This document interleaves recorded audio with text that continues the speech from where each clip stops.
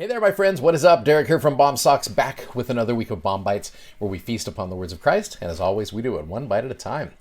So this week, we're going to be covering, I think it's 3 chapters from Isaiah that you're also going to see in the Book of Mormon every single time you read the Book of Mormon. So I want to make sure I give some time to those, because those are the ones you're going to come across most often in your life. One of them is chapter 13, which we're going to hit on right now, which is also 2 Nephi chapter 23. Isaiah 14 is 2 Nephi 24, and then Isaiah 29, there's bits and pieces of it in chapter 27 of 2 Nephi.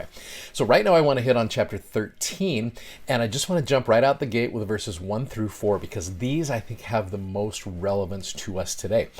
Verse number 1, it says, "The burden of Babylon." That sounds like a fun book to read, right? "Which Isaiah, the son of Amos, did see." So if you check out the footnote 1b, it said, "Burden, as used in Isaiah, is a message of doom lifted up against a people." There's your warm fuzzy, right? So this is the burden of Babylon. Babylon is an enemy to the world. It always has been. Babylon represents every single opposite of Zion, the things that we're trying to establish, this one heart and one mind idea. Babylon is the opposite of that. And it's actually a literal kingdom at this time period. It's a very powerful kingdom, which we'll talk more about that here in a second. Verse number 2, "Lift ye up a banner upon the high mountain." Now again, from studying Isaiah, the mountain of the Lord's house. We're talking about the temple there. There's reference to that in the footnote. Banner, it talks about an ensign. Now an ensign is a flag that is set up, a standard, if you will. Now here's what we're supposed to do. "Exalt the voice unto them, shake the hand, that they may go into the gates of the nobles." We're going to share a message. It says exalt the voice, which means raise the voice, meaning share that message with everybody. "I have commanded my sanctified ones." Now, sanctified ones in the footnote says saints. So I have commanded my saints. Hopefully you're seeing some application here. "I have also called my mighty ones for mine anger, even them that rejoice in my highness." Now, verse number 4, "The noise of a multitude in the mountains, like as of a great people, a tumultuous noise of the kingdoms of nations gathered together. The Lord of hosts mustereth the hosts of the battle." Now the word muster means to gather together a group of individuals ready to do battle.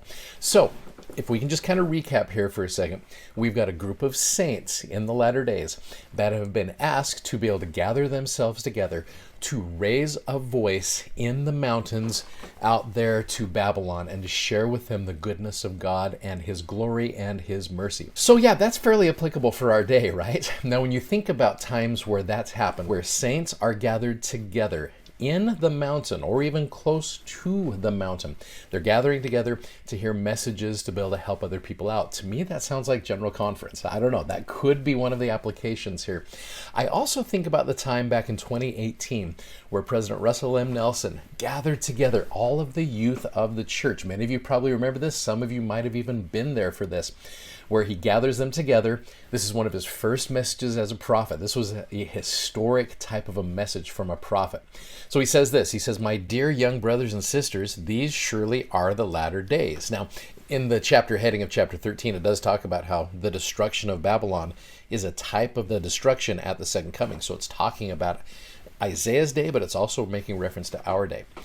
"And the Lord is hastening his work to gather Israel." That gathering is the most important thing taking place on the earth today. Nothing else compares in magnitude. Nothing else compares in importance. Nothing else compares in majesty. And if you choose to, if you want to, you can be a big part of it. I love that. You can be a big part of something big, something grand, something majestic. And then he drops a challenge and an invitation to all the youth of the church.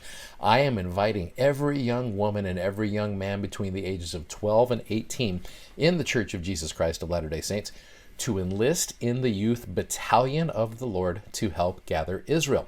Now again, you go back to that verse number 4 of chapter 13, "The Lord of hosts mustereth the host of the battle," meaning he's gathering together people for this battle. Now the battle is not against people. Please understand that. We are to gather people. So Jesus has been pretty clear on what the battle is all about. He said, look, we're to love God and we are to love our neighbors, right? So this battle is not against other people. people. The battle is against the world and the world's philosophies and the world's doctrines, which are so rampant today. So what do? We gather ourselves together, gather to the temple, gather to, the conference center, gather in our homes. And we hear the word of the Lord, and then we raise our voices to the Lord. And so I love that little message right here, just in these first 4 verses. So every single time you read that in the Book of Mormon, he is talking to youth, he's talking to adults, he's talking to everybody about the gathering, bringing ourselves together to be able to hear the word of the Lord. You raise that banner, you raise that message out there of goodness, and you share it with the world to help gather Israel from both sides of the veil. And I love that message, and I know it's true. Thanks for watching, thanks for subscribing, and thanks so much for sharing these messages. We're so grateful that you do that. And if you haven't already, go check out our amazingly comfortable gospel-themed socks at BOM-BITES.com. You guys have a great day, Godspeed, and we'll see you. Bye-bye.